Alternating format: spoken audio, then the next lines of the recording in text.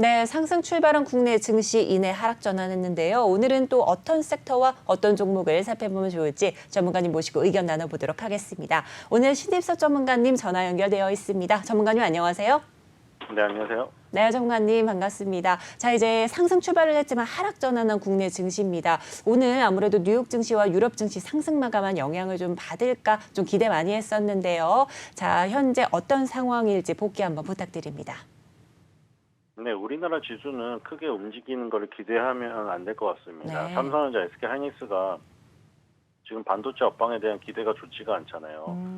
그리고 코로나 팬데믹 때 워낙 많은 전자기기와 전자제품들을 다 구매를 한 상태이기 때문에 추가적인 수요가 나타나기가 힘들고, 네. 지금 핸드폰 같은 경우도 지금 교체 수요가 지금 삼성전자 지금 나오지만 한정판이 아직도 남았다고 합니다. 한정판이 옛날에 나오자마자 몇 분 만에 마감된 거랑은 전혀 다르게 지금 한정판이면은 원래 다 마감이 됐어야 했는데 마감도 안 되죠. 네. 그렇기 때문에 그런 여러 가지 이슈 때문에 못 간다고 보면 됩니다. 지금은 그냥 태조 이방원의 장세고요. 네. 그쪽만 철저하게 가는 지금 상황으로 흘러갈 것 같아요. 다른 거는 철저히 외면당할 가능성이 커요. 옛날에 네. 차하정이나 자문사 70주의 그 장세를 기억한다면 집요하게 그쪽만 가지 전혀 다른 데로 눈길을 주지도 않아요. 근데 그 안에서 놀지 않으면은 전혀 수익에는 해당이 안 될 것 같습니다. 그리고 미국 증시에서도 그런 모습이 또 보이고 있고, 지금 유가의 흐름이 100달러를 깼지만 정유주의 상승세는 지속이 됐고, 어제도 엑슨모빌 쉐브론부터 시작해서 위에 상위 시가총액 상위부터 쭉 코노코필립스, BHP, 쉘, 이런 여러 정유 회사들의 주가가 전부 다 좋았는데, 그걸 보면은 지금 유가가 조금 빠짐에도 불구하고 향후에 유가의 수요는 계속 탄탄하고 정유 산업이 굉장히 좋을 것으로 지금 예상이 되기 때문에 정유주의 주가는 한풀 꺾임이 없고 지금 고공권에서 조정을 하고 있어요.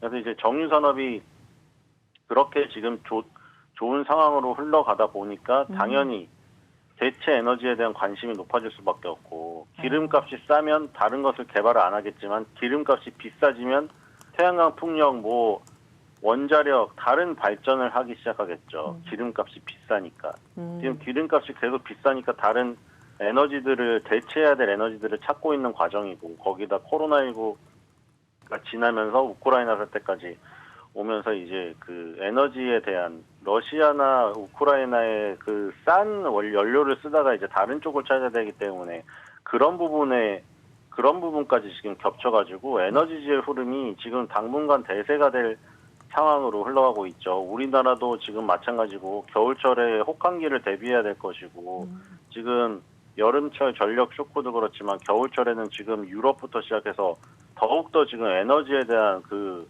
갈망이 굉장히 커질 것 같네요. 그래서 어저께도 정유주가 강하고, 그 다음에 정유주가 강하니까 다른 거를 찾다 보니 태양광이 또 지금 떠서 태양광주가 지금 전부 다 강세를 보였어요. 썬런, 진코솔라, 무슨 캐네디안 솔라 전부 다 지금 태양광주가 급등세가 나타났기 때문에 역시 이제 에너지주에 대부분 관련이 되어 있는 태조 이방원이라는 이 섹터 안에서 주가가 굉장히 강하게 움직일 확률이 큽니다. 이번 겨울을 지나서 내년도까지 지금 이 사태가 러시아 우크라이나 사태가 짧게 끝날 상황이 아니기 때문에, 그리고 이미 물가 인상은 진행이 되고 있잖아요. 물가 지금 그 금속 가격이나 곡물 가격이 유가가 지금 빠졌다고 하지만 이미 이걸 예상해서 작년에 다 올렸죠. 지금 우리 다니는 스타벅스, 맥도날드, 그리고 라면부터 소주 모든 가격이 다 올랐어요. 외식 물가가 전부 다 올라가지고 지금 이런 상황 속에서 이제 살아가야 되는 상황이죠. 그래서 이 물가 인플레이션은 억누를 수가 없다. 그래서 이런 상황 속에서 당연히 거기에 그 물가 상승 요인을 판가에 전가시켜가지고 지금 시장에 적응을 하는 업체들, 기업들만 지금 살아남게 되어 있습니다. 그리고 그게 이제 특히나 우리가 이제 와닿는 거는 여름, 겨울철에 어떤 전력에 대한 그런 문제들, 가스, 이런 문제들로 귀결이 되기 때문에 어떻게든 물가 상승 부분을 저기할 수 있는, 해지하고 나갈 수 있는 네. 그런 업체들 위주로 시장도 움직일 것 같습니다. 네, 그렇습니다. 이제 전반적으로 좀 복귀를 해주셨는데요. 아무래도 반도체 업황이 좋지 않은 모습으로 흘러가는 점도 짚어주셨고요. 전자제품 등 추가 수요가 또 없는 상황이라는 점도 풀이를 해주셨습니다. 아무래도 정유주의 강세 흐름이 좀 눈에 두드러졌던 모습도 짚어주셨는데요. 현재 기름값의 상승으로 대체 에너지에 대한 관심이 치솟고 있다는 점도 풀이를 해주시면서 에너지의 흐름이 당분간 대세가 될 전망이다라고 풀이도 해주셨습니다. 여름철 전력 수요뿐만 아니라 향후 겨울철 혹한기를 대비해서 강세장 이어질 것으로 예상이 된다고 말씀해 주셨고요. 또 여기에 태양광주의 급등세도 돋보인다라고 짚어주셨습니다. 자, 아무래도 지금 현재 카카오그룹주들의 움직임이 좀 심상치 않습니다. 특히나 카카오뱅크는 9%대 급락세를 좀 보이고 있는데요. 자세히 한번 짚어주시죠. 결국 카카오뱅크가 상장했을 당시에 마이너리티 리포트 소수 의견이 있었지만 철저히 배제당했죠. 왜냐하면 인터넷 은행으로서 카뱅의 어떤 성장이 굉장히 주식시장에 상장하는 게 센세이션한 이슈였기 때문에 거기에 어떤 초치는 의견은 마치 이게 뭐 약간 불경스러운 느낌처럼 거론하면 안 되는 문제처럼 그렇게 치부가 되어서 일부 마이너리티 리포트가 있었습니다. 그 카카오뱅크가 왜 어떻게 해서 기존 은행보다 이렇게 시가총액이 아무리 지금 트렌디한 종목이라고 하더라도 이럴 수가 있는가. 하지만 철저히 모든 언론에서 다 배제를 당했죠.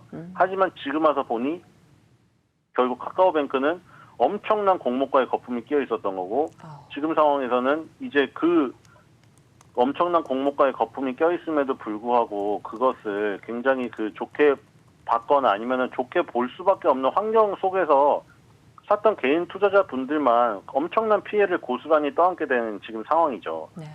그래서 지금은 이제는 그 공모가의 거품이 꼈던 것들이 다 빠지는 지금 그 미끄럼틀을 타기 시작한 거고 이게 뭐 지금 오늘의 하락으로서 끝난다고 단언할 수도 없는 상황입니다. 그리고 카카오 자체가 굉장히 고성장주이기 때문에 당연히 금리 인상에 따라서 미래 현금 가치가 할인율이 높아지면서 네. 좋지 않은 건데 그 좋지 않은 기본적인 문제에다가 플러스 알파로 자신들의 그 문제까지 결부되어서 지금 네이버보다 하락폭이 훨씬 더 큰 것이죠, 지금. 네. 네이버랑 카카오랑 결국 같은 비슷한 길을 가고 있지만 네이버는 그렇게 많은 자회사를 상장시키지는 않았기 때문에 그런 부분에서는 조금이나마 날 수가 있는데 지금 카카오는 많은 기업들을 지금 상장한 상태라 이미 어떤 많이 빠져나간 거죠. 그러니까 이게 슈프림 피자를 시켰는데 갑자기 피망 피자를 따로 만든다면서 피망을 빼가고 올리브 피자를 만든다면서 올리브를 빼가고 이 페페로니를 피자를 만든다면서 페페로니를 빼가고 나는 이제 남은 게 빵밖에 없어요. 근데 빵밖에 없는데 이제 뒤에 저기 뭐 치즈 크러스트라도 남아있을 줄 알았더니 그걸 딱 열어봤는데 치즈 크러스트까지 뽑아갔어요. 이제 빵 쪼가리만 남은 거죠. 그러니까 지금 이런 상황이 되다 보니까 지금 그 주가는 계속 하염없이 계속 줄줄 흘러내리는 그런 상황이 됐고요. 지금 뭐 걷잡을 수 없는 지금 상황이죠. 이제는 뭐 기존에 그때 이미 미리 얘기를 했던 뭐 기존의 하나금융지주나 KB금융 기존의 이 레거시 은행에 비해서 시가총액이 너무 높은 거 아니냐에 대한 그 마이너리티 리포트가 이제는 전면에 등장하게 되는 상황이죠. 아, 그게 맞네. 그러면서 이제 최소한 뭐 기존의 금융지주의 시가총액만큼은 와야 네. 사람들이 수긍을 하겠죠. 지금 그 밑에 하나 금융지주가 30위에 있는데 카카오뱅크는 아직도 23위입니다. 그러니까 지금 그런 그 마이너리티 리포트가 이제 메인에 등장하는 시기가 왔다고 상정을 하고 감안을 하면은 기존의 우리나라 4대 금융지주의 어떤 시가총액 수준도 지금 높은데 그래도 지금 최소한 거기까지는 가야 그나마 사람들이 그래 뭐 그 정도까지는 그래도 괜찮을 수 있어. 뭐 이런 심정이 들 때까지는 이미 빠져야 되지 않을까 이런 생각이 듭니다. 네, 그렇습니다. 인터넷 은행의 한계를 좀 지적해 주시면서요. 현재 카카오뱅크의 상황을 조금 분석을 해 주셨습니다. 최근 지금 뉴스가 들어오고 있는 상황인데요. 자, 이제 국민은행 관련된 이슈와 함께 현재 카카오뱅크가 9% 빠지는 모습을 좀 나타내고 있습니다. 이 국민은행과 관련된 이슈는 어떤 게 있을지 한번 자세히 짚어 주시죠.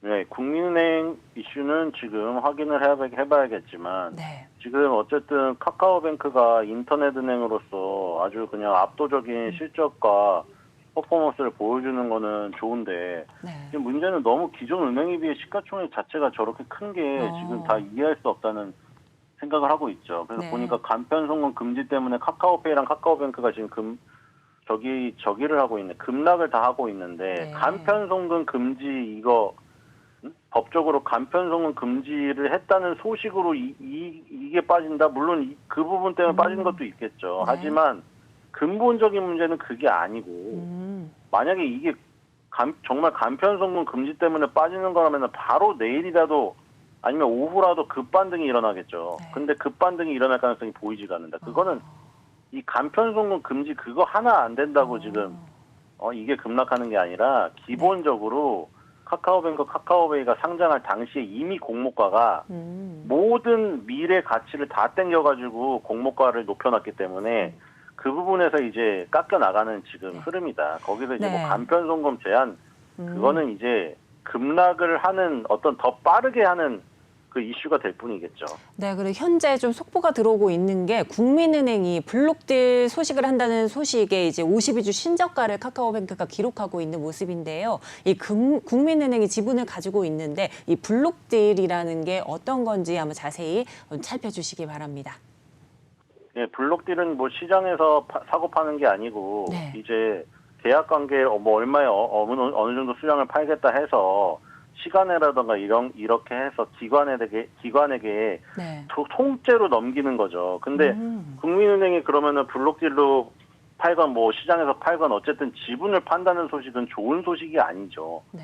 이렇게 대주주들이 지분을 판다는 것은 장기적으로 좋게 보면 지분을 오히려 매입을 하거나 보유를 할 텐데 이렇게 대량의 매물을 팔아버린다는 얘기는 안 좋게 본다는 건 지금 안 그래도 지금 흐름이 안 좋은데 거기서 그런 대주주들의 지분을 많이 갖고 있는 그 주주들의 이런 그 대량 매각 소식은 정말 그 악재를 붓는 지금 상황이죠. 그래서 아마 지금 더 하락세가 강한 것 같습니다. 네, 그렇습니다. 지금 카카오뱅크가 국민은행에 이 블록딜 소식에 9% 급락하는 상황 짚어주셨고요. 아무래도 오늘 카카오뱅크 좀 가지고 계시는 투자자분들 계속 예의주시하셔야 될 것 같습니다. 자, 이렇게 해서 전반적으로 우리 글로벌 증시와 또 여러 가지 이야기 짚어주셨는데요. 마지막으로 오늘 일정 어떻게 좀 유념하면 좋을지 조언 부탁드립니다. 예, 태조 이방원이라는 그 단어에 해당되는 그 섹터들이 계속해서 지금 강세를 띌 가능성이 있고 오늘도 태양광 풍력해서 지금 계속 그쪽만 움직이고 있습니다. 태조 이방원에서 방산주와 태양광, 2차전지, 풍력 전부 다 그런 종목들만 움직이고 있죠. 지금 그쪽만 가는 겁니다. 그쪽만 계속 철저하게 외면당하는데 지금 시장에서 나타나고 있죠. 다른 것들은 정말 철저하게 외면당하고 가는 것들은 다 그런 것만 가고 있어요, 지금. GS윈드, 삼강 M&T, 지금 현대미포조선, 태광, 성광밴드, 하이로코리아, BMT, 지금 이런 한국화본, 동성화인텍, 그리고 뭐 원자력 관련주, 그러니까 태조 이방원에 해당되는 거를 잡지 않으면 지금 시장에서는 철저하게 소외가 돼요. 그래서 무조건 태조 이방원 안에 있는 것들을 포트폴리오에 담아야 됩니다. 안 그러면은 완전 소외되는 장세가 지금 펼쳐질 거고 이게 지금 하루아침에 바뀔 가능성이 없어요, 지금. 그러니까 지금 태조 이방원에 해당되는 그 종목 중에서 네. 지금 조금 쉬고 있는 것들을 노리셔서 길목 지키기로 하지 않으면은 지금 상황에서는 수익 얻기가 다른 업종이나 섹터에서는 정말 어려운 상황입니다. 그래서 네. 태조 이방원은 꼭 해야 될 것이고 네. 그것 이외에는 엔데믹 수혜주로 그냥 개별적으로 퍼포먼스 내고 있는 것들 그런 것들 아니면 답이 없어요. 라면주라던가 아니면 엔터주라던가 이런 것들을 노리지 않으면은 네, 거의 철저하게 소외당하는 지금 장세기 때문에 태조 이방원 그냥 우스갯소리로 그 단어만 생각하지 말고 거기에 맞는 철저하게 그 안에서 포트폴리오를 구성해야 이 시장의 흐름에서 뒤처지지 않는다. 네. 이렇게 생각이 됩니다. 그렇습니다. 이제 태양광, 풍력, 2차 전지, 방산 등의 좀 강한 흐름 짚어주시면서 여러분들 투자에 참고하시라는 말씀해 주셨고요. 또 종목별 개별 장세를 펼치고 있는 엔데믹 수혜주들 좀 지켜보시라는 말씀해 주셨습니다. 정관님 오늘도 도움 말씀해 주셔서 감사합니다. 예, 감사합니다. 네, 지금까지 CS업 전문가의 증시 콜센터였습니다.